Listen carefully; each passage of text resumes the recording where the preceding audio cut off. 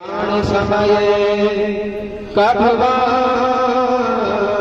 पितहि कंठावरोधन विधौ स्मरणं कुतस्ते सीतानाथि समारम्भः रामानन्दार्य मध्यमाः अस्मदाचार्यपर्यन्तां वन्दे गुरुपरम्पराम्। अज्ञानतिमिरान्धस्य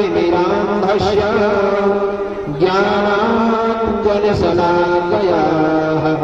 चक्षुरुन्मीलितं येन तस्मै श्रीगुरवे नमः। राधे मेरी स्वामिनी मैं राधे तो दास, जन्म जन्म मोहे दीजियो श्री चरणन को वास। वंशी विभूषित करा नवनीरदाभा पीताम्बराधर बिंब फलाधरोष्ठा पूर्णेन्दु सुंदर मुखा अरविंद नेत्रा कृष्णात्परं किमपि त्वमहं न जाने। कृष्णात्परं किमपि त्वमहं न जाने। कृष्णात्परं किमपि त्वमहं न जाने। भगवत भगवान की जय। हरे राम राम राम हरे हरे हरे राम राम राम हरे हरे हरे राम राम हरे हरे हरे राम राम राम हरे हरे हरे कृष्ण हरे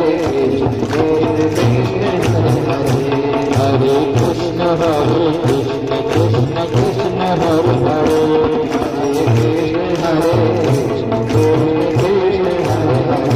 हरे कृष्ण हरे कृष्ण कृष्ण कृष्ण हरे हरे हरे राम राम हरे हरे हरे राम हरे राम हरे राम हरे हरे हरे राम राम हरे हरे हरे राम हरे राम हरे हरे हरे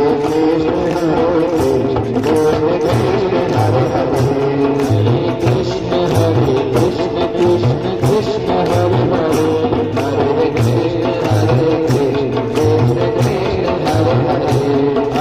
कृष्ण हरे कृष्ण कृष्ण कृष्ण हरे हरे हरे राम राम हरे हरे हरे राम हरे राम हरे हरे हरे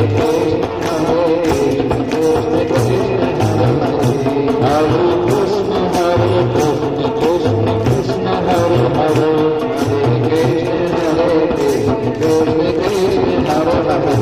हरे कृष्ण हरे कृष्ण कृष्ण कृष्ण हरे हरे हरे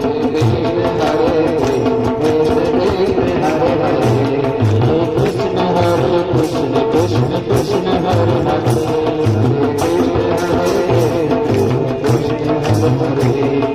कृष्ण हरे कृष्ण कृष्ण कृष्ण हरे हरे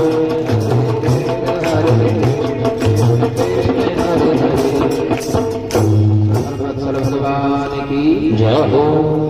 परम मंगल परात्पर अखिलेश्वर अकारण करुणा वरुणालय भक्तवांछा कल्पतरु तड़ित पीतांबरधारी भगवान श्रीमन नारायण के पावन चरणों में वंदन करते हुए भगवान के हृदय स्वरूपा आत्मवल्लभा आदि शक्ति मां जगदम्बा के पावन चरणों में वंदन करते हुए भगवान की सप्तरूपी मूर्ति के रूप में विद्यमान इस पावन पुराण श्री नरसिंह पुराण को हृदय से वंदन करते हुए आज हम सप्तम दिवस की कथा में प्रवेश करने जा रहे हैं। आज भगवान राम का जन्म दिवस है। आप सभी को भगवान राम के जन्म दिवस रामनवमी की हार्दिक शुभकामनाएं। आपके जीवन में भगवान की कृपा से सदैव खुशियां उत्तरोत्तर बढ़ती रहें। जिस प्रकार से भगवान राम जी का जीवन था, मर्यादा पुरुषोत्तम के रूप में भगवान की पूजा होती है, तो ऐसे ही हम सभी अपने जीवन की मर्यादाओं को निभाते हुए इस समाज में इस समाजोपयोगी कर्मों को कर सकें और अपने मोक्ष को साध सकें, ऐसी कामना करते हुए हम संकीर्तन करेंगे भगवान राम जी का। क्योंकि भगवान श्री राम उस पावन नगरी अयोध्या में जन्मे, और यदि हम चाहते हैं कि हमारे हृदय में भगवान राम का निवास हो, हम मर्यादाओं से युक्त जीवन को जी पाएं, तो उसके लिए हमें अपने हृदय को अयोध्या जैसा पावन बनाना होगा। अयोध्या जैसी नगरी हमें अपने हृदय को बनाना होगा, तभी ये संभव है। तो तालियों से सेवा करते हुए संकीर्तन करेंगे, नगरी हो अयोध्या से। जय हो बोलो रामचंद्र भगवान की जय हो। नगरी हो काशी, नगरी हो काशी, रघुकुल सभवाना हो, और चरण हो राघव की जहाँ मेरा ठिकाना, और चरण हो राघव की जहाँ मेरा ठिकाना। नगरी हो काशी, नगरी हो काशी, रघुकुल सभवाना हो, और चरण हो राघव की जहाँ मेरा ठिकाना हो, चरण हो राघव की जहाँ मेरा ठिकाना। नगरी हो काशी, रघुकुल सभवाना हो, और चरण हो राघव की जहाँ मेरा ठिकाना हो, चरण हो राघव की जहाँ मेरा ठिकाना हो।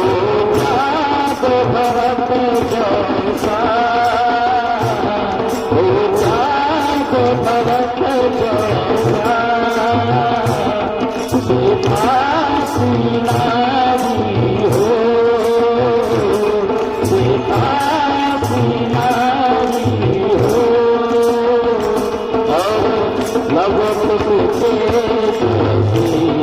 संतान हमारी हो, लव के जैसी संतान हमारी हो। नगरी हो काशी, रघुकुल सभवाना हो, और चरण हो राघव की जहाँ मेरा ठिकाना हो। तालियों से सेवा करते हुए जय श्री राम।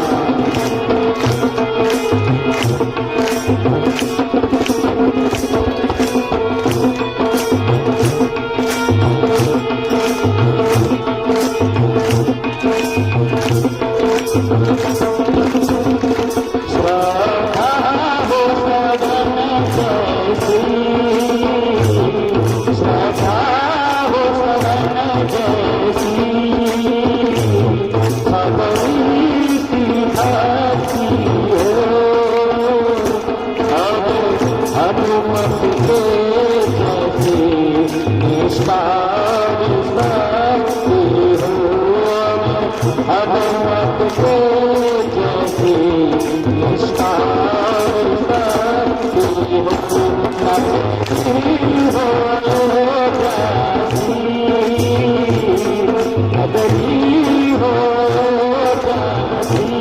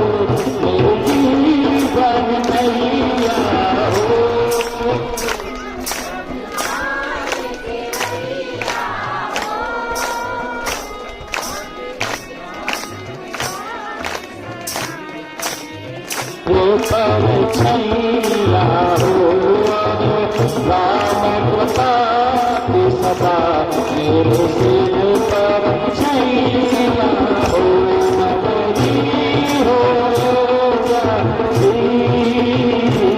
रघुकुल सा घराना हो चरण में हुआ जहाँ मेरा चरण में हुआ वहाँ मेरा हो सरयू का किनारा हो सरयू का किनारा हो निर्मल जलधारा हो निर्मल जलधारा हो दर्शन से भगवान हर घड़ी तुम्हारा हो दर्शन मुझे भगवान हर घड़ी तुम्हारा हो सबरी हो जाती रघुकुल सा घराना हो हरि चरण जहाँ मेरा ठिकाना हो चरण हुआ भगवती जहाँ मेरा ठिकाना हो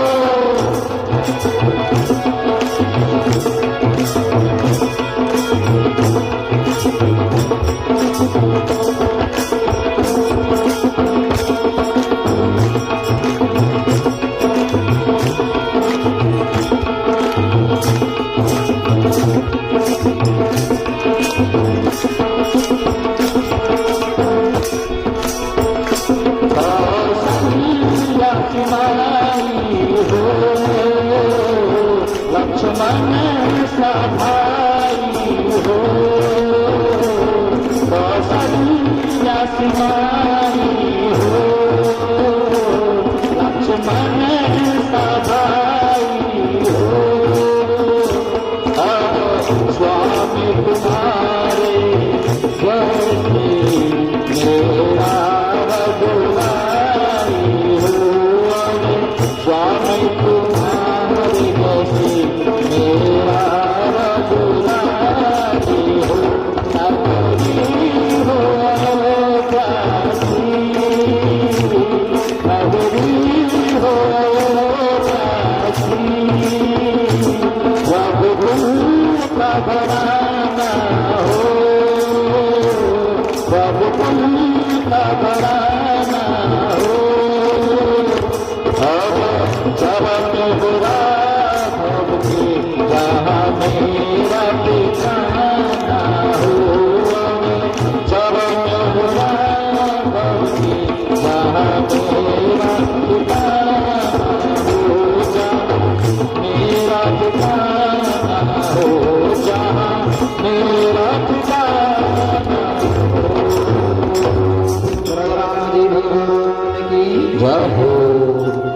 तो इस प्रकार से आज रामनवमी का पावन पर्व है। इसके साथ सौनकादिक जो संत बैठे हुए हैं सूर्य जी के पास में, सौनकादिकों ने कहा कि महाराज हमने तो सुना है कि भगवान समदर्शी हैं, सबको समान भावना से देखते हैं। आप भी कहते हो कि भगवान किसी के साथ में कोई पक्षपात नहीं करते। जो देवता हैं वो भी परमात्मा की ही संतान हैं और जो असुर हैं वो भी परमात्मा की ही संतान हैं। लेकिन एक चीज देखने में आती है कि देवताओं की तो भगवान रक्षा करते हैं, फिर राक्षसों को मारते क्यों हैं? अरे जब अपनी ही संतान है, देवताओं की रक्षा कर रहे हैं तो असुरों की भी रक्षा करनी चाहिए। असुरों को तो मार देते हैं और देवताओं की रक्षा करते हैं। आखिर ये देवता इतने लाडले क्यों हैं? क्या देवता कभी कोई गलत कार्य नहीं करते, कोई अपराध नहीं करते? तब भगवान श्री सूत जी महाराज कहते हैं, हे संतो, हे भरद्वाज आदि मुनियों, भगवान समदर्शी ही हैं। अरे भगवान ना किसी को बचाते हैं और ना किसी को मारते हैं। कोई निकाओ सुख दुख करे दादा। कहते हैं भगवान किसी को सुख देने वाले भी नहीं, किसी को दुख देने वाले भी नहीं। ये सुख दुख आता कहां से है? तो कहते हैं निज कृत कर्म भोग सब उठाता। अपने कर्म जैसे हमने किए उन्हीं कर्मों के प्रभाव से सुख और दुख आता है। कर्म यदि आज अच्छे होंगे तो कल को सुख मिलेगा। आज यदि कर्म खराब हुए तो कल को वही प्रारब्ध बन करके आएगा और जीवन को दुखों का भंडार बना देगा। अब तुमने पूछ ही लिया है कि किस प्रकार से भगवान असुरों को मारते हैं, क्यों मारते हैं, तो उसके कारण सुनिए। जब राजा युधिष्ठिर का राजसूय यज्ञ चल रहा था, उस समय की बात है। राजसूय यज्ञ में भगवान श्री कृष्ण को सबसे पहले पूजा इनकी होगी। प्रथम पूजा के लिए भगवान श्री कृष्ण का चयन हुआ। सबसे ऊंचा आसन भगवान कृष्ण का लगाया गया। अब जब भगवान श्री कृष्ण बैठे अपने ऊंचे आसन पर, तो शिशुपाल तिलमिला उठा क्रोध से कि मेरे जैसा वीर योद्धा इस सभा में है, उसके बाद भी इस कृष्ण का सम्मान हो रहा है। और इतना कह करके खड़ा हो गया। खूब गालियां दी भगवान श्री कृष्ण को। अरे ग्वालियर, अरे माखन चो, अरे रण चो, खूब गालियां दी। अर्जुन खड़े हो गए गांडीव लेकर, बोलो रे मूर्ख, अगर तूने एक शब्द बोला हमारे नाम को, हमारे कन्हैया को, हमारे प्रभु को, तो मैं तेरे शीश के टुकड़े कर दूंगा। युधिष्ठिर को भी बड़ा बुरा लगा कि हमारे गोपाल जिनकी हम पूजा करने के लिए आए हुए हैं, उन गोपाल को ये शिशुपाल गाली दे रहा है। भगवान श्री कृष्ण से पूछा, हे प्रभु आप कुछ करते क्यों नहीं? भगवान ने हाथ पकड़ा युधिष्ठिर जी और कहा, भैया कोई बात नहीं, इसको गाली देने दे, क्योंकि 100 गालियां 100 अपराध इसके क्षमा करने का वरदान मैंने दिया है।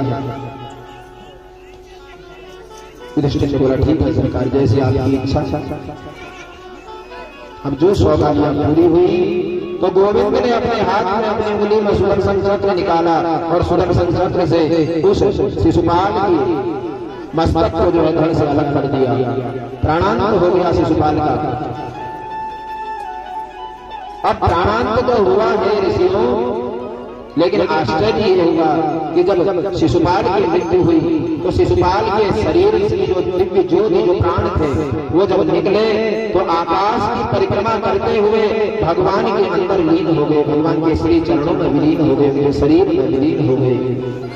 इसको कहते हैं सायुज्य मुक्ति। सामने सामने भगवान को देख करके उनकी शरणागति को प्राप्त कर लेना। तो सबने देखा तो आश्चर्य हुआ सबको कि इतना भयंकर ये पापी जिसने जीवन पर्यंत कोई शुभ कर्म किया नहीं, आखिर इसे सायुज्य मुक्ति क्यों मिली? भगवान ने क्यों इसको मुक्ति दे दी? तब कहते हैं, भगवान कहते हैं कि भाव कुभाव अनख आलस हूं, नाम जपत मंगल दिशि दस। भगवान कहते हैं मुझे बस याद कर लो। याद कैसे करोगे वो अलग विषय है, लेकिन याद करो तो सही। केवल मुझे याद करोगे तो कल्याण हो जाएगा। और सच्चाई यही है कि हम भगवान के भक्त बन करके जितना भगवान को याद करेंगे उससे ज्यादा याद तब आती है जब उनके शत्रु बन जाए। लेकिन शत्रु बनने के लिए उतनी सामर्थ्य होनी जरूरी है। भगवान से शत्रुता तो तब मोल लेंगे जब भगवान के सामने खड़े होने की ताकत हमारे अंदर होगी। शिशुपाल के अंदर शक्ति थी, सामर्थ्य थी, तो भगवान से शत्रुता मोल ली और शत्रुता के प्रभाव से गाली पर गाली देता रहा और गाली में ही सही भगवान के ही नाम का उच्चारण प्रतिपल करता रहा। इसलिए सायुज्य मुक्ति मिली। भगवान को कितने तरीके से याद किया जा सकता है वो बताते हैं। कामाद् द्वेषाद् भयात् स्नेहात् यथा भक्तेश्वरे मनः आवेशम तदर्द हित्वा बहवस्तद्गतिं गताः। कहते भगवान का चिंतन करो, चाहे कामना से करो, चाहे द्वेष से करो, जलन के मारे करो, चाहे डर के मारे करो, चाहे प्रेम से करो, चाहे भक्ति से करो, कैसे भी करो भगवान का भजन करो, भगवान का नाम जरूर लो। जीवन में भगवान के नाम के अलावा दूसरा कोई साधन नहीं है जिससे कल्याण हो जाएगा। कलयुग के लिए तो कहा ही गया है, कलयुग केवल नाम आधारा, कलयुग केवल नाम आधारा, कलयुग केवल नाम आधारा, कलयुग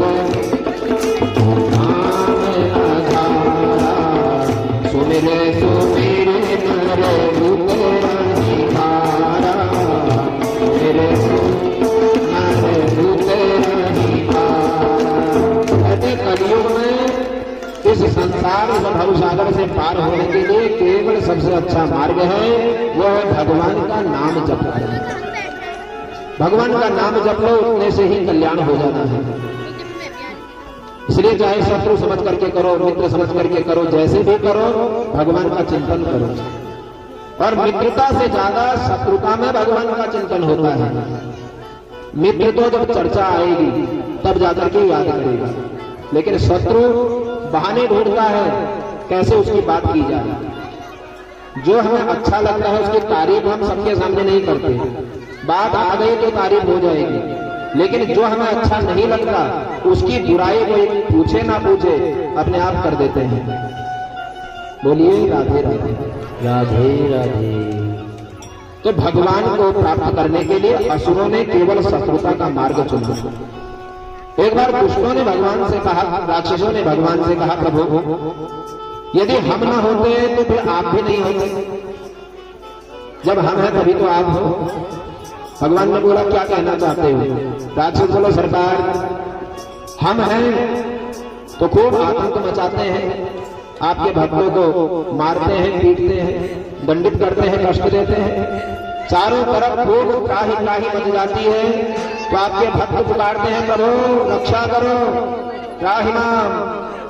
जब भक्तों ने आवाज लगाई तब जाकर के आप कहते हो ठीक है मैं आ रहा हूं, और फिर आपको अवतार लेकर के आना पड़ता है। यदि मानो हम न होते, आतंक न मचाते तो फिर आप कैसे आते? तो आपको लाने वाले तो हम ही हैं।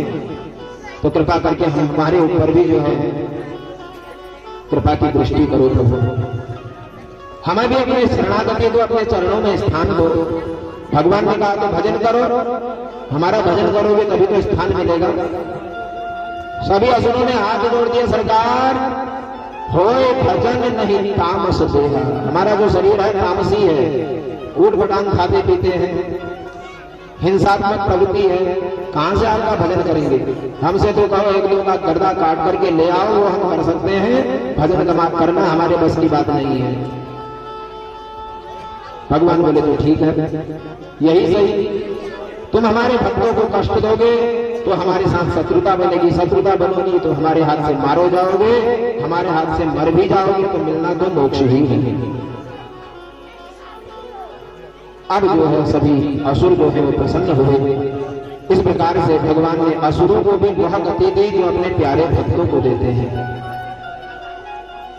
असुर लड़ने के लिए आते हैं और भगवान एक बाण मारते हैं और उन्हें अपने धाम में पहुंचा देते हैं। तुलसीदास जी लिखते हैं, एक ही बाण प्राण हर लीना, एक ही बाण प्राण हर लीना, दीन जान कहीं निज पद दीना, दीन जान कहीं निज पद दीना। कहते भगवान जब असुरों के सामने युद्ध में आते हैं तो केवल एक बाण मारते हैं और प्राणों का हरण कर लेते हैं, और प्राणों का हरण करने के बाद में उनको दीन जान करके, असहाय जान करके वो परमात्मा अपने निज पद को भी उन्हें देने को तैयार हो जाते हैं। ऐसे भक्त वत्सल है भगवान। और हे सोनकादि को, हे भारद्वाज जी, आप कहते हैं कि भगवान पक्षपाती है। अरे काहे के पक्षपाती, भगवान तो बड़े दयालु हैं, इसलिए तो कहा है न जाने कौन से गुण पर दया निधि रीझ जाते हैं, न जाने कौन से गुण पर दया निधि रीझ जाते हैं। कहा कि भगवान किस गुण पर रीझ जाए, कौन सा गुण भगवान को अपनी ओर आकर्षित कर लेगा कोई नहीं जानता। पूतना दूध पिलाने के लिए आई, दूध में जहर मिलाकर के लिए आई, भगवान को मारने की इच्छा से आई, लेकिन भगवान ने वो स्थान दे दिया जो माता यशोदा को मिलेगा बाद में, और पहले दे दिया पूतना को। केवल इतना गुण था कि दूध पिलाने आई थी, उससे आगे भगवान ने देखा ही नहीं। तो कौन से गुण पर भगवान हमारे ऊपर आकर्षित मोहित हो जाएंगे और हमें अपनी शरणागति में ले लेंगे, ये कोई नहीं जानता। इसलिए वो कर्म करने चाहिए जो कर्म भगवान को प्यारे हैं, जो भगवान ने अपने शास्त्रों में बताए हैं। इसलिए कामना से चाहो, चाहे द्वेष से चाहो, भय से चाहो, कैसे भी चाहो, भगवान मिलेंगे ही। भारद्वाज जी ने हाथ जोड़ लिए, प्रभु आप कह रहे हो चाहे कामना से भजो, चाहे प्रेम से भजो, चाहे द्वेष से भजो, भगवान मिलेंगे। आज तक मिले किसी को भगवान ऐसे? बताओ कौन ऐसा है जिसको डर के मारे या प्रेम से या स्नेह से या ईर्ष्या से भगवान मिले हो? तब बताते हैं गोप्यः कामाद् भयात् कंसो द्वैषाच्च इत्यादयो नृपाः संबन्धात् तृष्णया स्नेहात् यूयं भक्त्या वयं विभो। कहते गोपियों ने कामना से भगवान से प्रेम किया और भगवान उन्हें मिले। अपने प्रेम को, अपनी इच्छाओं को भगवान के साथ जोड़ा तो भगवान मिले गोपियों को। गोप्यः कामात्, डर के मारे किसे मिले? तो कहते हैं भयात् कंसः, कंस को डर से भगवान मिल गए। देवर्षि नारद आए, नारद जी ने कहा अरे कंस तू बड़े खुशी से बैठा है, तू जानता नहीं तुझे मारने वाला पैदा हो गया है। अच्छा महाराज कहाँ है? बोले इसी ब्रजमंडल में है। कौन है? बोले कौन है ये तो नहीं बताऊंगा। कैसा है? बता देता हूं। बताइए सरकार कैसा है? तब नारद जी कहते हैं देख काला काला होगा, मुरली वाला होगा, टेढ़ी टांग वाला होगा और इसी ब्रजमंडल में पल रहा है। अब जब काला काला सुना तो दक्ष कंस ने अपने मन में काले रंग को ऐसे बैठाया, हर काली चीज में भगवान कृष्ण दिखने लगे, हर काली चीज में। अब तो यदि उड़द की दाल खाने जाए तो उड़द में भी भगवान दिखने लगे, तो वहीं पर फेंक करके चला जाता है। दाल खाने में गई, जीरे का छौंका देख ले, उसी में भगवान दिख जाए। यहां तक कि किसी से बात करते समय आंख से आंख मिल गई तो जो काली पुतली है आंख की, उसमें भी भगवान नाचते दिखते हैं। तो प्रतिपल भगवान को देखने लगा तो डरने लगा और उसी डर ने भगवान से मिला दिया। बोलिए जय श्री कृष्ण। जय श्री कृष्ण। तो भगवान भय से भी मिलते हैं। और इस प्रकार से द्वेषा कहते ईर्ष्या से किसको मिले? तो कहते हैं उसका उदाहरण तो शिशुपाल है। शिशुपाल ने जन्म भर भगवान से ईर्ष्या की, रोज उठ करके पहला काम था भगवान को गाली देना, इतनी ईर्ष्या करता था। तो उस ईर्ष्या ने शिशुपाल को भगवान से मिला दिया, भगवान की सायुज्य मुक्ति उसको प्राप्त हो गई। और इस प्रकार से जब सुना भारद्वाज आदि ऋषियों ने, उन्होंने कहा प्रभु हे सूत जी आपका कथन नितांत सत्य है। भगवान वास्तव में समदर्शी है। भगवान का एक उद्देश्य है कि संसार का प्रत्येक जीव मात्र मेरे परम धाम को प्राप्त कर ले। रास्ते अलग हो सकते हैं, हमारा उद्देश्य है कथा के बाद में अपने घर पहुंचना। अब चाहे आप झलोली के रास्ते जाओ, चाहे बंद कपाली के रास्ते जाओ, चाहे मेहरा गांव के रास्ते जाओ, उद्देश्य है रात को घर पहुंचना है, रोटी रात के घर में खानी है। अब कोई कहे भैया इधर से काहे को जाते हो, थोड़ा घूमना पड़ेगा लेकिन पहुंचना अपने ही घर है। ठीक इसी प्रकार से भगवान ने सभी अपने भक्तों को, इस संसार के समस्त जीवों को अपने धाम में बुलाना है। वो रास्ता कोई भी हो सकता है, चाहे डर का रास्ता हो, चाहे स्नेह का रास्ता हो, चाहे प्रेम का रास्ता हो, लेकिन रास्ता, अंतिम लक्ष्य, अंतिम जो गंतव्य है वो केवल भगवान का श्रीधाम है।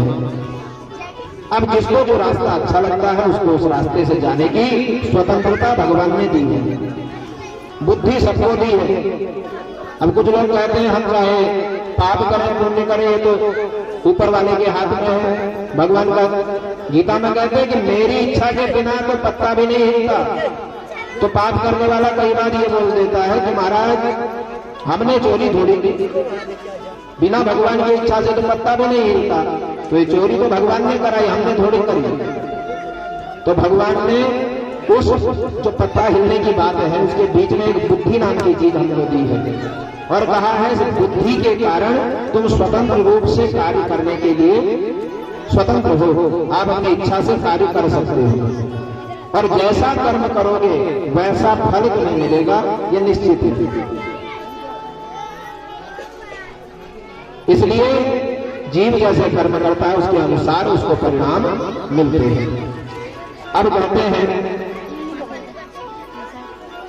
सूत जी महाराज, तुमने कहा कि असुरों पर दया नहीं करते, यदि असुर दया योग्य हो तो दया भी करते हैं। इसका उदाहरण क्या है? तो कहते हैं पहला उदाहरण तो है बलि।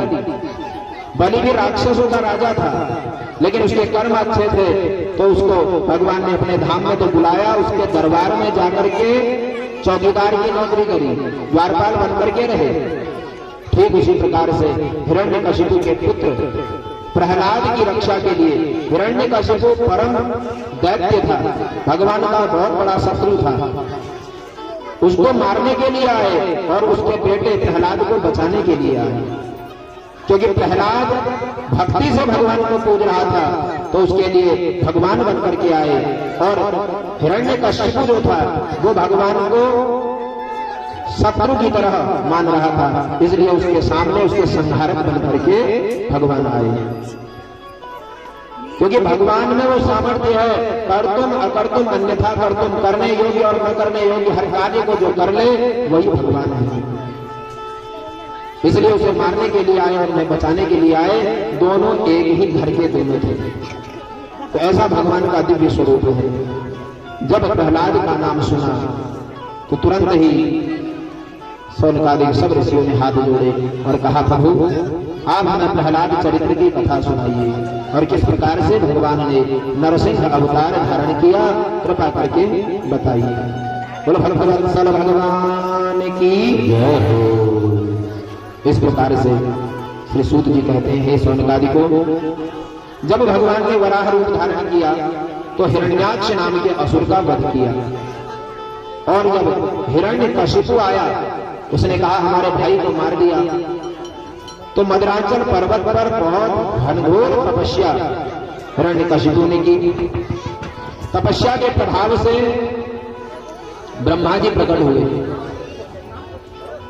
और ब्रह्मा जी ने प्रकट होकर के बोला कि हे हिरण्यकशिपु, मांगो क्या वर मांगना चाहते हो? तो हाथ जोड़ करके बोला प्रभु मुझे अजर और अमर कर दो, ना मैं किसी से युद्ध में हारूं और ना कभी मेरी मृत्यु हो। जब इतना कहा ब्रह्मा जी ने कहा अरे बालक, तपस्या तूने बहुत बड़ी की है, लेकिन ये अमर होने का वरदान मत मांग भैया, अमर तो हम भी नहीं तो तुम्हें कैसे अमर कर दे? अरे दुकानदार वही चीज लेगा जो उसकी दुकान में रखी हुई है, तो ये अमर करने का डिपार्टमेंट हमारा नहीं है। हमने यदि तुम्हें अमर कर दिया तो लेने के देने पड़ जाएंगे, कुछ और मांगो, अमर के अलावा जो मांगोगे सो देंगे, ये हमारा आशीर्वाद है। हिरण्यकशिपु ने सोचा विचार किया, ठीक है अमर ना सही, कुछ ऐसा वर मांगते हैं जिससे मौत आए ही नहीं। घर का रास्ता ही बंद कर देते हैं, मौत हमारे घर में आएगी नहीं, तो क्या मांगना चाहिए? जब मांगना शुरू किया तो वरदानों की झड़ी लगा दी, एक के बाद एक वरदान मांगता चला गया। कहता है सरकार मुझे ज्यादा कुछ नहीं चाहिए, मुझे तो बस इतना वर दीजिए कि ना तो मैं अंदर मरूं ना मैं बाहर मरूं। ना मैं ऊपर मरूं ना मैं नीचे मरूं, ना मैं दिन में मरूं ना मैं रात में मरूं, ना मैं अस्त्र से मरूं ना मैं शस्त्र से मरूं, ना मैं मनुष्य के हाथों मरूं ना मैं पशु के हाथों मरूं। और इतना ही नहीं महाराज, आपकी बनाई सृष्टि में मैं किसी के हाथ से ना मरूं, इतना वरदान दीजिए। ब्रह्मा जी ने कहा हो गया, क्या और कुछ मांगना है? बोले सरकार थोड़ा सोचना दीजिए। बोले एक वरदान और दे दीजिए कि 12 महीनों में मैं किसी महीने में ना मरूं। जब इतना कहा ब्रह्मा जी मुस्कुराए, अरे बस कर, अब कितना मांगेगा, सब तू ही मांग लेगा, तेरे भाई लोग कितने असुर अभी तपस्या कर रहे हैं, उनको भी तो देना है। बोले बस सरकार इतना दे दीजिए। ब्रह्मा जी बोले देखे तो देखे, तेरे जैसे आज तक नहीं देखे। मांगने वाले तो कितने आए, लेकिन तेरे जैसे मांगने वाला आज पहली बार मिला है। लेकिन तूने तपस्या भी इतनी की है। और कहते हैं ततो में दुर्लभा पुंसा यात्री शेवरान्नम तथापि वितराम्यंगम वरान यद्यपि दुर्लभान। कहते हैं कि वरान यद्यपि दुर्लभान, बहुत कठिन तूने वरदान मांगे हैं, लेकिन फिर भी तेरी तपस्या भी तो बहुत कठिन है। इसलिए जब जो वरदान तूने मांगे हैं वो सब वरदान तुझे दिए, जो वरदान मिले। अब तो अहंकार से भर गया वो हिरण्यकशिपु, और अहंकार से भर करके सबसे पहला आक्रमण किया इंद्र के राजमहल में। देवताओं को बंदी बना बना करके लाने लगा। सारे देवता घबराए, समय बीतता गया। सब भगवान के पास गए, प्रभु कृपा करके रक्षा कीजिए, आप तो पालनहार हैं। ये हिरण्यकशिपु हमें बहुत दंड दे रहा है, सता रहा है। भगवान ने बोला चिंता मत करो, प्रतीक्षा करो समय की। इसी हिरण्यकशिपु के घर में हमारा बहुत दिव्य भक्त जन्म लेगा, और उसी भक्त की रक्षा के लिए हम जाएंगे, तब इसका संहार करेंगे। ठीक है सरकार, कब वो दिन आएगा, कब हमारा ये जो दुर्दशा हमारी हो रही है कैसे दूर होगी? भगवान बोले बिल्कुल चिंता मत करो, बहुत जल्दी समय आएगा। इसकी पत्नी है कयाधु, और कयाधु के 4 पुत्र हुए। एक का नाम हुआ ह्राद, दूसरे का अनुह्राद, तीसरे का संह्राद, और चौथे का प्रहलाद। अब जो प्रहलाद जी हैं बचपन से ही अद्भुत प्रतिभा से संपन्न थे, बहुत तीव्र और कुशाग्र बुद्धि इनकी थी, परम वैष्णव थे, भगवान विष्णु के अनन्य भक्त। क्यों ऐसा प्रभाव पड़ा? तो कहते हैं गर्भ में जीव जो सुनता है वैसे ही बुद्धि को लेकर के आता है। जब ये वन में गया था तपस्या करने के लिए हिरण्यकशिपु, इधर जो कयाधु थी वो गर्भवती थी, तो इंद्र मारने के लिए आ रहा था गर्भस्थ शिशु को। तो कयाधु को देवऋषि नारद ने अपने आश्रम में रख लिया, और उनको नित्य भगवान विष्णु की, भगवान नारायण की दिव्य अमर कथा का ज्ञानोपदेश करने लगे। तो गर्भ में ही संपूर्ण भगवान की दिव्य लीलाओं का श्रवण कर गया, और भगवान नारायण की कथाओं को श्रवण किया, तो भगवान से प्रेम हो गया उस बालक को गर्भ में ही। तो जैसे ही जन्म हुआ तो माता कयाधु के भी संस्कार बहुत अच्छे थे, तो भगवान का परम भक्त बन गया। ब्राह्मण ब्रह्मण्यः शील संपन्नः सत्य संधो जितेन्द्रियः आत्मवत् सर्वभूतानां एकः प्रियः सुहृदतमः। परम ब्राह्मण प्रिय बालक है, शील आदि गुणों से युक्त है, जितेंद्रिय है, सबको एक समान दृष्टि से देखता है। प्रहलाद के मन में कभी उद्वेग नहीं आता, मन कभी अशांत नहीं होता। कभी प्रहलाद जी ने सोचा ही नहीं मैं करूं तो क्या करूं, घर में पिता इतना बड़ा असुर, हर समय मार काट की बात चल रही है, लेकिन प्रहलाद जी केवल मन ही मन परमात्मा का चिंतन करते हैं और मुस्कुराते रहते हैं। यही होता है, जो भगवान का भक्त है उसके आसपास में क्या हो रहा है फर्क नहीं पड़ता, वो अपने अंदर खुश रहता है, उसे बाहरी व्यक्तियों से कोई ज्यादा मतलब नहीं होता। तो प्रसन्न प्रहलाद जी हैं। और कहते हैं सम्राट के पुत्र होकर भी बहुत सरल उनका स्वभाव है, सबके साथ स्नेह करते हैं, हर जीव में भगवान का दर्शन करने का प्रयास करते हैं। उनके जो जन्म कुंडली है उसमें ग्रहों की स्थिति बहुत उच्च स्थिति है, लेकिन सूत जी कहते हैं हिरण्यकश्यप को लगता है कि इसको एक ग्रह बहुत खराब हो गया है। जैसे आजकल बच्चों की जन्म कुंडली में राहु गुरु शनि इत्यादि की दशा चढ़ जाए तो बुद्धि भ्रमित होने लगती है। तो यहाँ जो ये बालक है, इस बालक को भी एक ग्रह ने ग्रस लिया। वो ग्रह है कृष्ण ग्रह, भगवान विष्णु नाम का ग्रह। ये जो राहु गुरु शनि चंद्र मंगल इत्यादि ग्रह, इनकी पूजा कर लोगे तो इनका दोष शांत हो जाता है। व्रत कर लोगे तो व्रत से शांत हो जाएगा, भोलेनाथ में जल चढ़ा लोगे उससे शांत हो जाएगा, गौ माता की सेवा कर लोगे उससे शांत हो जाएगा। लेकिन भगवान विष्णु नाम का जो ये ग्रह जब चढ़ जाए फिर ये उतरता नहीं है। ये आसानी से ग्रह किसी पर लगता नहीं। भगवान की भक्ति आसानी से किसी के हृदय में बैठती नहीं है, और एक बार बैठ गई तो फिर जीवन पर्यंत उतरने वाली नहीं है। तो कहते हैं कृष्ण ग्रह गृहीतात्मा न वेदा जगदीश्वर। कहते हैं प्रहलाद को कृष्ण रूपी ग्रह ने बचपन में ही ग्रस लिया। अब तो ब्राह्मणों को बुला करके खूब हवन यज्ञ इत्यादि कराए, लेकिन कोई लाभ नहीं हुआ। प्रहलाद हर पल परमात्मा का चिंतन करने में लगे रहते थे, परमात्मा का ही नाम जप किया करते थे। और इसके बाद में क्वचिद्रुदतिवैकुण्ठ चिंता सबल चेतनः क्वचिद्भसति तच्चिंताहारोद्गायति क्वचित्। अब जो प्रहलाद जी हैं कभी मुस्कुराते हैं, कभी अचानक से रोने लग जाते हैं।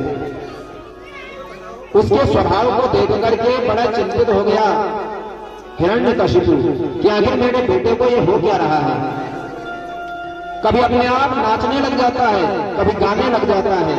परेशान है हिरण्यकशिपु कि मेरे बालक को क्या हो गया, क्योंकि जो भगवान की मस्ती में मस्त हो जाता है फिर ऐसा ही व्यवहार करता है। आपने देखा होगा जिसका दिमाग थोड़ा खराब हो जाता है तो फिर वह ऐसी उल्टी सीधी हरकतें करने लग जाता है, कभी बिना बात के यहां से कभी रोने लग जाए, क्योंकि उसकी सांसारिक जो बुद्धि है वो चली गई है। यदि वो भक्ति के मार्ग में है तो फिर वो भगवान के प्रेम में प्रसन्न होने लगता है। लेकिन उल्टा सीधा खान पान यदि ऐसी परिस्थिति में लग जाए तो फिर थोड़ी स्थिति विकट हो जाती है, लड़ने झगड़ने को लगता है। लेकिन भक्ति में जो पागल हो जाए, भगवान के प्रेम में जो पागल हो जाए, वो कभी हंसता है कभी रोता है, उसे संसार से कोई मतलब नहीं। आंख बंद होगी कभी हंसेगा कभी रोएगा। क्यों? तो कहते हैं जब भगवान की बाल लीलाओं को देखता है तो हंसता है, लेकिन जब देखता है कि भगवान चले गए सब गोपियों को छोड़ करके, भगवान के जीवन में वनवास आ गया, तो फिर रोने लगता है, अपने जीवन में उसे प्रयोग करने लगता है। तो इसलिए प्रहलाद जी भी कभी हंसते, कभी रोते, कभी नाचते, कभी गाते, इस तरह से उनका जीवन चलने लगा। अब इधर हिरण्यकशिपु ने मन में विचार किया कि ये हमारा बालक बड़ा हो गया है, तो क्यों ना इसे पढ़ने के लिए भेज दिया जाए गुरुकुल में। वैसे भी हर पल नारायण नारायण का नाम जपता है, गुरुकुल में जाएगा तो वहां कुछ सीखेगा। और ये हिरण्यकशिपु को नारायण भगवान का नाम फूटे आंख नहीं खाती थी। नारायण का नाम सुना तो उसका गुस्सा जो है वो सातवें आसमान में चला जाता था।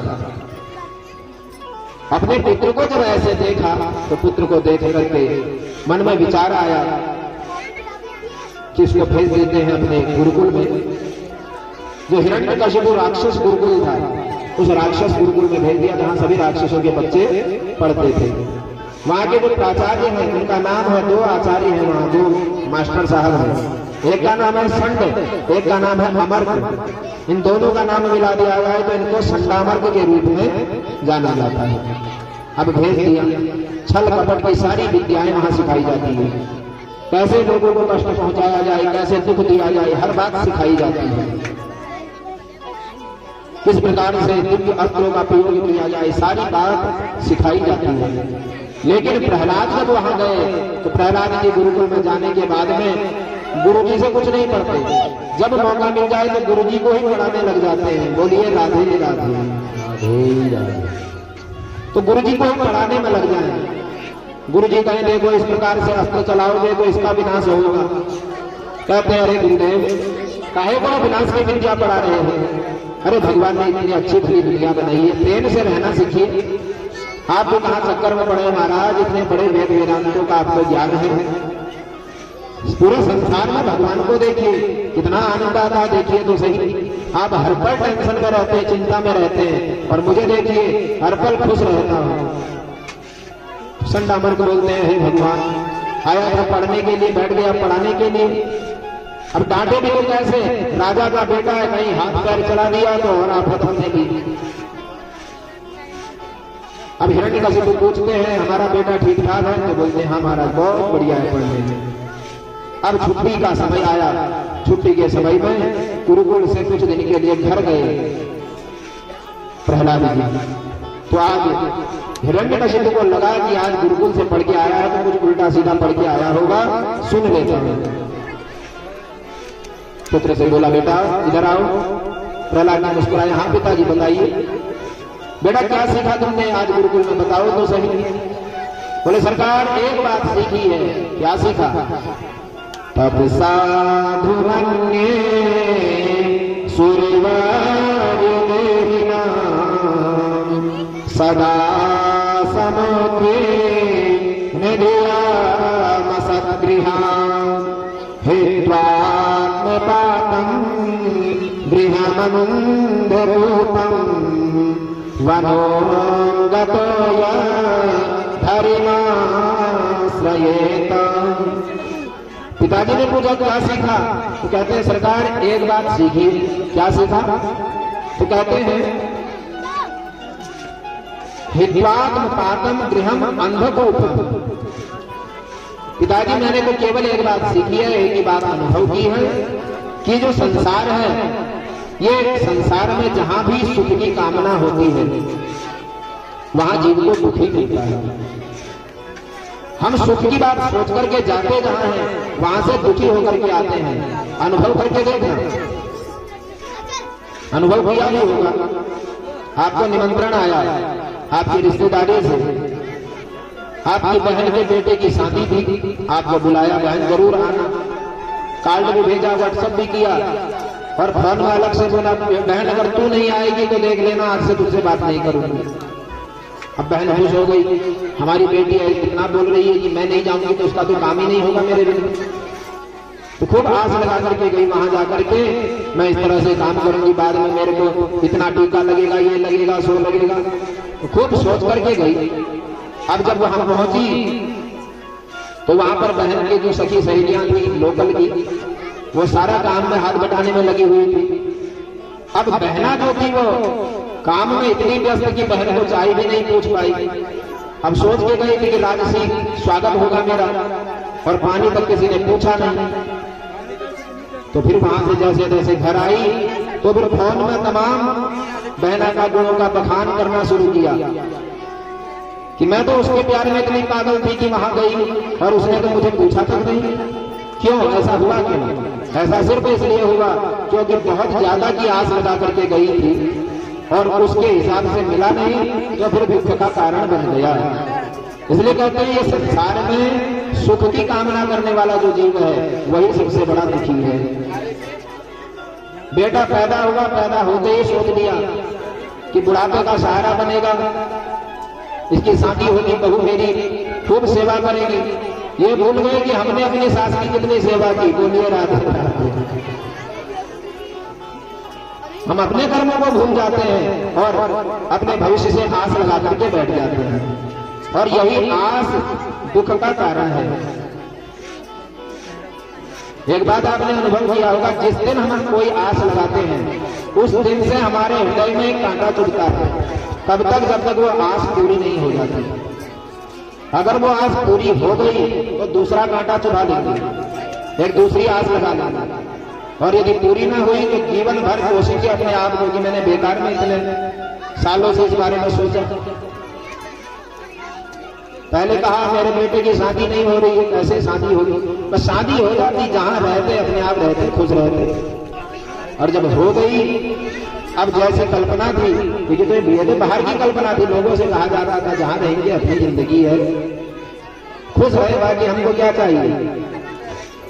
लेकिन अंदर से तो ये था कि उसकी बहू ऐसी है, उससे अच्छी मेरी आ जाए, बस बाकी क्या चाहिए। अब जब आ गई, कल्पना के अनुरूप जब फल नहीं मिले, फिर घोषणा शुरू किया। मैं खाली लगी थी, जीवन भर ऐसे पाला, ऐसे पोसा, क्या मिला मेरे को?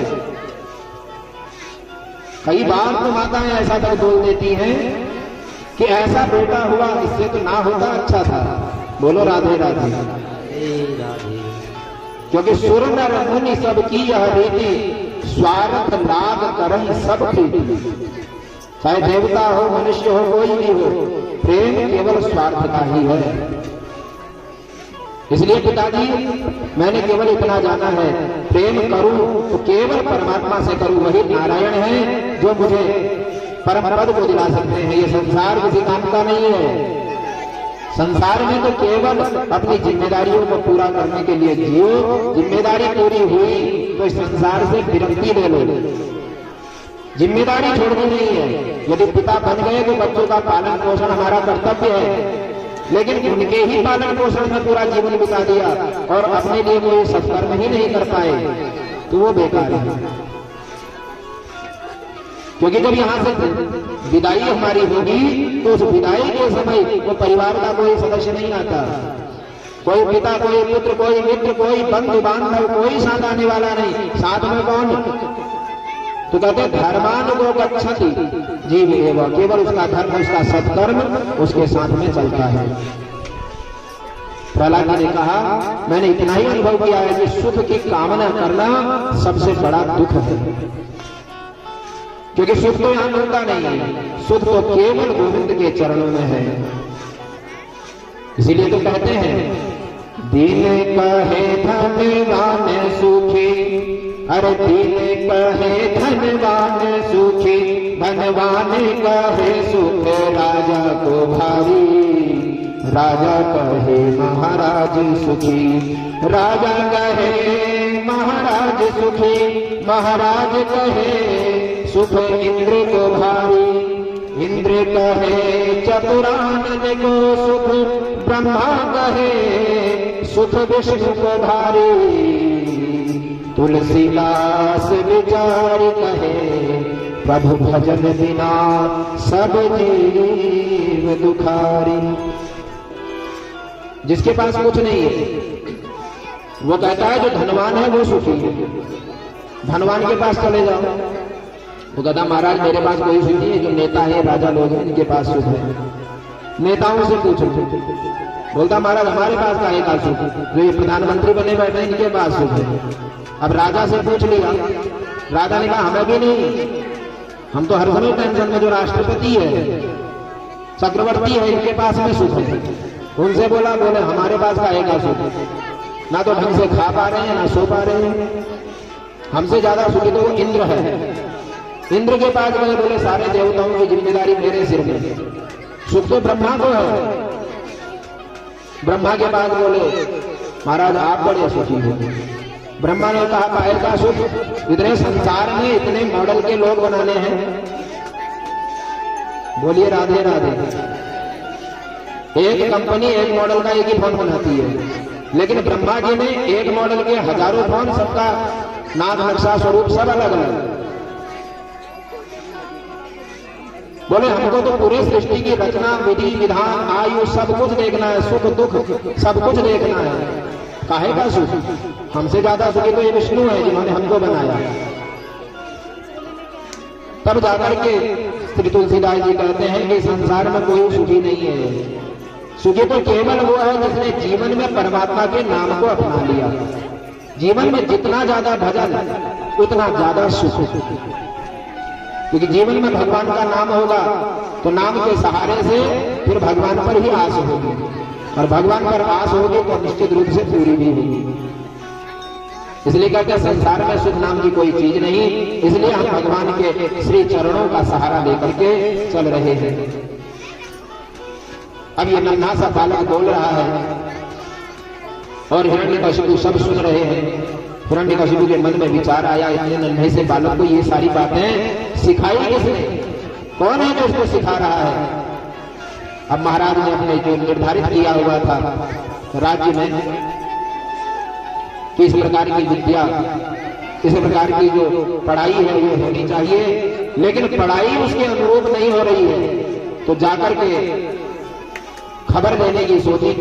गुरुकुल में संडामर्क जी को बुलाया गया, उनसे कहा महाराज आप ये सब क्या सिखा रहे हो, ये उल्टी सीधी शिक्षा मत सिखाओ, हमारे बालक को राक्षस का राजा बनना है, उसको वैसा ही बनाओ। ठीक है महाराज ऐसा ही होगा। वापस चले गए। अब जब वापस गए तो वापस जाकर के फिर पढ़ाने का प्रयास किया संडामर्क जी ने, तो समझे नहीं। बाद में फिर घर आए, घर आकर के पिताजी ने बोला आज की बात बताओ क्या सीख करके आए हो।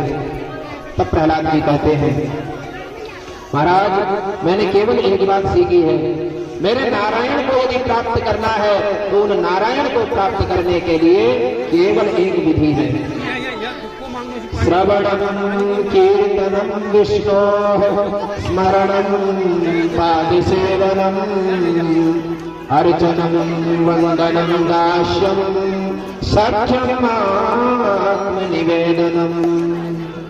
कहते पिताजी केवल जीवन में मैंने इतना समझा है कि 9 प्रकार से भक्ति की जा सकती है। पहली भक्ति कौन सी है, तो श्रवणम भगवान की लीलाओं को सुनो, पहली भक्ति। उसके बाद कीर्तनम जो कथाएं सुनी है, जो भजन सुने हैं उनको अपने मुख से बोलो, ये दूसरी भक्ति। ये 2 भक्ति अभी आप कर रहे हो, लेकिन करनी 9 प्रकार से है। यदि भगवान को प्राप्त करना है तो 9 प्रकार से भक्ति करनी होगी। पहले कथा सुननी होगी और उसके बाद में उसको कहना होगा, अपने मुख से पुकारना होगा। उसके बाद स्मरण, जो भगवान की कथा सुनी थी, जिस भगवान के नाम को सुना था, उस भगवान को याद करना होगा, स्मरण करना होगा। हर परिस्थिति में परमात्मा की याद बनी रहे, ऐसा प्रयास करना होगा। इतना हो गया तो फिर पाद सेवन, उसके बाद चरण वंदना, साधु संत ब्राह्मण जो भी आए उसके चरणों की सेवा आप कीजिए, हर जीव से प्रेम करना होगा। और उसके बाद में कहते हैं अर्चना, उसकी पूजा कीजिए, अर्चना कीजिए। उसके बाद में वंदन, प्रत्येक जीव को प्रणाम कीजिए, उसका सम्मान कीजिए। इतना हो जाए तो फिर दास्यम, फिर दासता को स्वीकार कीजिए। मैं कुछ नहीं हूं संसार में, मेरा कोई अस्तित्व नहीं है, मेरे मालिक वो ईश्वर